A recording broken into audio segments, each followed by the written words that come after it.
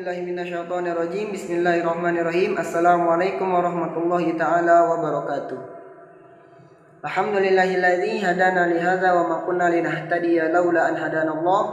Asyhadu an la ilaha illallah al-malikul haqqul mubin wa asyhadu anna Muhammadan abduhu wa rasuluhu shadiqul wa'dul amin. Amma ba'du.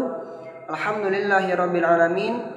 Yang pertama-tama dan yang paling utama, marilah kita panjatkan puji serta rasa syukur kita kepada Allah Subhanahu wa taala Rabbul Jalal, yang mana pada hari ini kita masih diberikan nikmat iman, nikmat sehat, hingga alhamdulillah pada hari ini kita masih diberikan kekuatan, kita dapat menjalankan puasa di bulan suci Ramadan ini. Alhamdulillah. Salawat serta salam marilah kita junjungkan pada baginda kita Nabi Muhammad sallallahu alaihi wasallam. Allahumma shalli wa sallim wa barik alaihi, yang mana berkat perjuangan beliau Islam telah dibawa dan diubah dari zaman jahiliyah menuju zaman Islamiyah seperti saat ini. Alhamdulillah. Masyaallah muslimin rahimakumullah, teman-teman sekalian, insyaallah pada kesempatan kali ini kita akan sama-sama membahas, kita akan sama-sama berbincang, kita akan sama-sama sharing tentang keutamaan dari sholat tarawih. Bismillahirrahmanirrahim.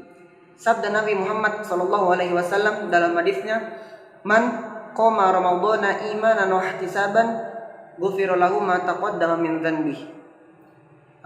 Dari sini kita bisa melihat sama-sama yang artinya adalah man qama ramadhana, barang siapa qama ramadhana, yang mendirikan sholat malam. Qama, mendirikan sholat ramadhana pada bulan suci Ramadan, imanan wahtisaban, dengan keimanan kita bermuhasabah, kita mengharapkan ridho dari Allah Subhanahu wa taala, maka Allah akan mengampuni dosa-dosa kita yang telah lampau. Ghufira lahu ma taqaddama min dzanbi, yang telah lampau, yang telah lalu Allah gugurkan dosanya, Allah ampuni dosa-dosanya berkat qoma ramadhana kita, berkat sholat tarawih kita. Namun ada beberapa teman-teman kita sekalian, bahwasanya ada orang yang sholat tarawih itu terpaksa, mungkin karena temannya yang mengajak atau mungkin karena orang tuanya yang memaksanya. Nah, di sini kita sama-sama berharap bahwasannya ketika kita mendirikan sholat tarawih ini, hanya berharap dari Allah Subhanahu wa taala. Kita hanya sholat niat karena Allah dengan segenap keimanan kita, imanan wah tisaban. Jadi marilah sama-sama kita meluruskan niat kita untuk sholat tarawih hanya karena kepada Allah Subhanahu wa taala.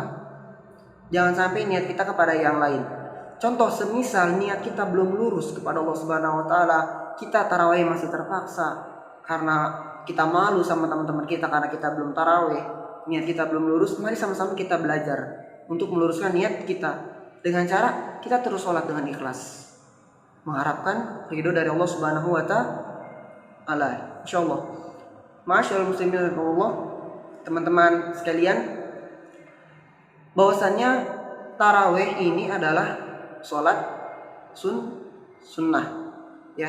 Jadi tidak ada ikhtilaf. Nabi Muhammad SAW pernah sholat tarawih 11 rakaat, pun pernah sholat 23 rakaat.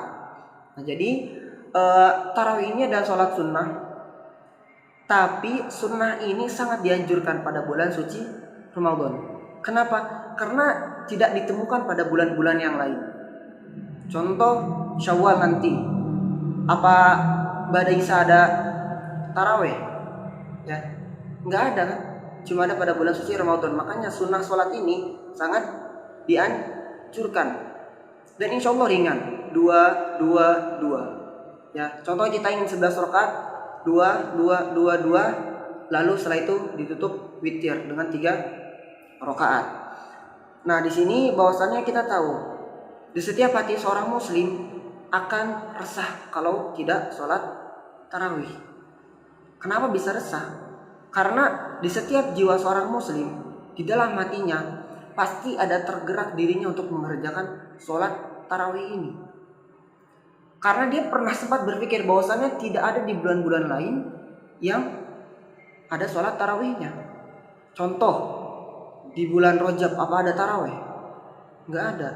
Jadi muslimnya seseorang, misalkan orang muslim tidak mengerjakan sholat tarawih, pasti ada rasa ganjil di hatinya.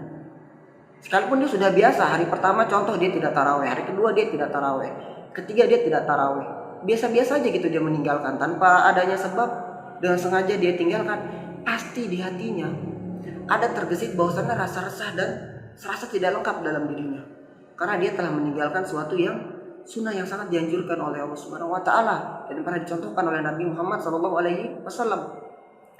Dan ingat bahwasanya keutamaan di sholat tarawih ini sangat besar. Ghufira lahu ma taqaddama min dzanbi. Ya, Allah akan mengampuni dosa-dosa kita yang telah lampau. Pagi, pada subuh hingga azan maghrib kita berpuasa. Man shoma ramadhana imanan wa ihtisaban ghufira lahu ma taqaddama min dzanbi. Sekarang soma, berpuasa imanan wa ihtisaban, maka ghufira lahu ma taqaddama min dzanbi. Allah akan ampuni dosa-dosa dia yang telah lampau. Lalu man qoma, barang siapa yang mendirikan salat. Maka dari situ ayo kita mengajak diri kita sendiri-sendiri, ya. Kita mengajak teman-teman di sekitar, ayo kita salat, ya. Karena ini tidak ada jaminan sama sekali bahwasannya Ramadan tahun depan kita masih diberikan hidup oleh Allah Subhanahu wa taala. Tidak ada jaminan. Apa ada yang menjamin? Ya, karena kita adalah manusia yang sangat lemah. Sangat lemah. Bahwasannya kalau ada lalat yang terbang lalu hinggap pada gelas kita, lalu lalat itu mengambil sedikit saja air, apakah kita bisa meminta apa yang lalat ambil? Lalat menghisap apa yang ada di gelas, lalat itu pergi. Apakah kita bisa mengambil apa yang lalat ambil? Tidak. Lalat ambil, udah dia pergi. Kita nggak bakal bisa ngambil balik yang ada di lalat. Saking lemahnya kita. Ya. Bahkan dalam firman Allah Subhanahu Wa Taala, wa in tad'u min dunillahi la yakhluqu dzubaba walau ijtama'ulah.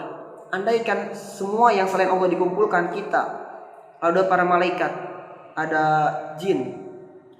Kata Allah, la yakhluqu dzubaba, kita nggak akan bisa nyiptain lalat. Perumpamaan yang sangat rendah.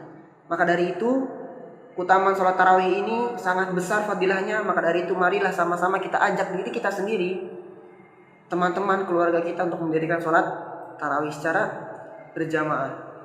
Semoga Allah mengampuni dosa-dosa kita di bulan suci Ramadan ini, dan semoga kita masih diberikan kesempatan untuk bertemu di Ramadan yang selanjutnya. Subhanakallahumma wa bihamdika asyhadu an la ilaha illa anta astaghfiruka wa atubu ilaik. Ma asabaka min hasanatin fa min Allah wa ma asabaka min sayyi'atin fa min nafsik. Kalau ada kelebihan datang dari Allah Subhanahu wa taala, dan kalau ada kekurangan itu datang dari diri saya sendiri. Ila liqa, sampai jumpa kembali. Assalamualaikum warahmatullahi taala wabarakatuh.